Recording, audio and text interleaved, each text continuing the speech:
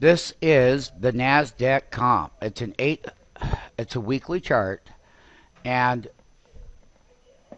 basically what we're going to be looking at is that 10-week moving average.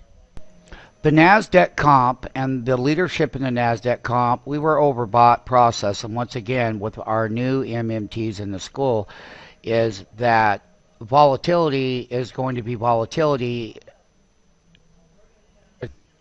One of the things that we would like to be clear about was this correction that occurred over here that we called the market top. This is in the week there that we had went up and we were extremely overbought at 94.95%, and that the bull rally had to have a correction, and it did.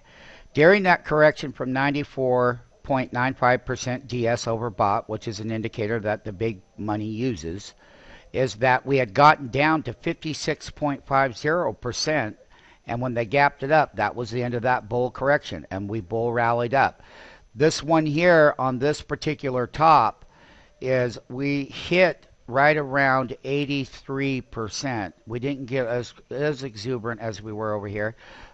This is 81%, and one of the things that took the market down here before the S&P fell or the Dow fell was the heavy weighted technology sectors that are in the broader Nasdaq comp.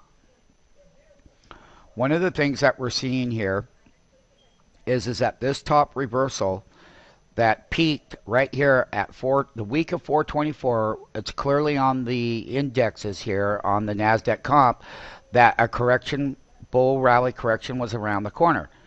And it was. And then we got here and we started talking about May was going to be a down month, and it was. And we had some weekly counter rallies in here.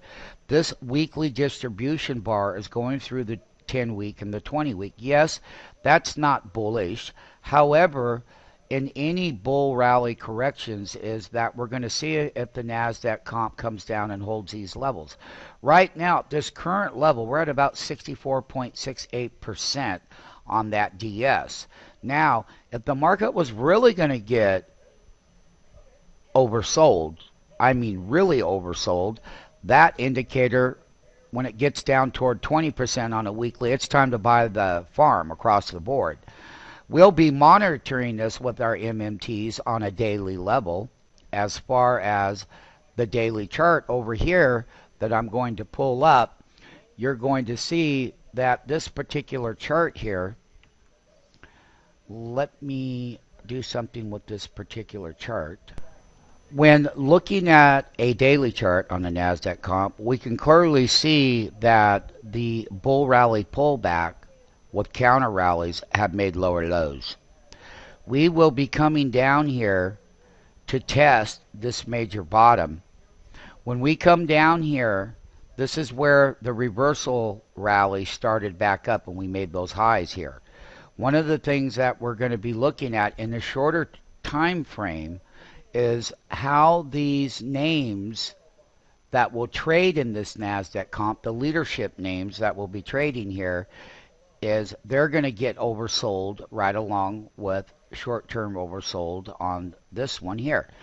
I just want to make it clear that this particular chart on the daily, here we go, that the daily percent DS is at 23%.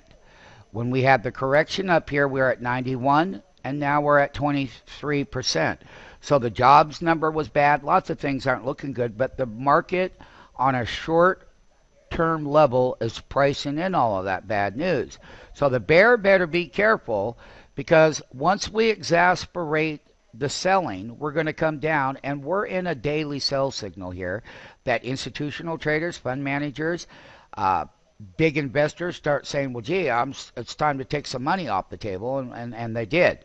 Unlike the weekly chart that I showed right here, is that this is not good, and this could start some more selling. However, we will see how much of the top end percent correction on the weekly from here. It's all on the stockmarketfunding.com website. The truth of the reversal is it's a reversal. Does that mean that the bears are going to be totally in control? No, because in short-term markets, you're going to hit short-term oversold conditions and you're going to have exuberant bull top rally overbought conditions. I cannot and will not say that we're overbought here as we were up here. We were at 81%, now we're at 64%. The shorter time frame, once again, is using the daily chart because they're going to make their decisions, because it takes five of these bars to equal 5 trading days. So it's very important that MMTs are learning that in a shorter time frame where we get and hit a certain level. The last time that we bounced over, we got down to 18% here back on 525. And we had a counter rally because we were oversold here. And 1 day, 2 days, 3 days, 4 days, 5 days, 6 days, we went back up to 43%, but then we dropped to 36, to 33, and to 23 now. So we're going to get to a daily level in this daily MACD bar. That this is called moving average convergence divergence. It's a public indicator, but it's what the bigger people in the Wall Street tape look at on making decisions, which is fine. And this is not, you're below the 100-day moving average. The 10-day is rolling over. The 50-day is right up here. That's ultimately the resistance level. We broke through there on a heavy selling day. Then we gapped down on the jobs report here. We're going to find out which level that we hit, and if we break through any of these levels, we're going to come down. But when we do come down here, we're going to get to a point where the summer rally would set up. And to have a summer rally in the Nasdaq and Nasdaq leadership stocks like the Apples and the Amazons and the Pricelines and the good quality stocks that trade in that Nasdaq, they're going to hit a level where they're going to bounce. When we hit support and we don't break it, then that means that the broader leadership stocks in the Nasdaq 100 are going to do what? They're going to hit their oversold. They're going to be oversold conditions and they're going to bounce. And it's the broader bounce across the board is where we would see how that support level will hold. These are stocks near their 52-week lows from the top of that correction. There are some great leadership stocks in here that will end up bouncing. Google will be one because it's getting really oversold. Apple will be one. But when we take a look across the board distribution in the Nasdaq, outside of looking at the Nasdaq chart, we can see where these lows were. When we take a look at the 52-week lows, that's a different reading. Cisco is on the list. RIM is on the list. There are some stocks in here that are at their 52-week lows within this bull rally. There's probably a couple in here that we'll find that do have good fundamentals, but there's a reason why they're 52-week lows. Now, when we take a look on Friday's training session that we did, we looked at the intraday low count, and Sina had a big haircut. Baidu, Amazon, RIM, all of the good leaders in here within price volatility that's here to stay for the summer have taken a huge correction on that Friday number. Some bounced early on. They bounced right off of those lows and went up, and then in the last hour we had the distribution. So the leaderships in here in the Nasdaq comp and Nasdaq 100 are going to be the first ones that pull this up. So what stock market indexes try to do is that we know that the upcoming July quarter is going to be weak. We already know that. So who cares? What the bear better be careful, though, of is that markets have a way of pricing those earnings in ahead of the time. And when the broader markets of leadership have corrected, that is going to make it where we will hit a support level. When we don't break support level, that means that the broader leadership in the Nasdaq will bounce, and then that's when another bull rally, upside bull rally. Now, I didn't say bull market, I didn't say bull economy. I'm talking about bull rallies and bull rally pullbacks and things that happen in overbought to oversold. And the haircut across the board was huge, okay, because it was. And you could just see the length of this Nasdaq comp on its intraday low count. Lots of names in the video back in there at 1846. Lots and lots and lots of stocks that still remain fundamentally sound. And it doesn't mean that those stocks is doom and gloom. It means that there's a soft patch in the economy, and bull rally, overbought bull rally markets have a tendency during the month of May and June and July and the summer volatility is that you sell markets off because there is a summer rally that will be coming around. And when you get markets priced in at oversold conditions, that's when rallies start. And it's a thing that you have a Christmas rally, you got the summer rally, then you have the other rallies that happen in the fall, spring rallies that happen in the beginning part of the year. We're in the summer period. So when we get to, the more oversold we get, the bigger the bounce that we're going to have, and that's where new bull rallies start back up.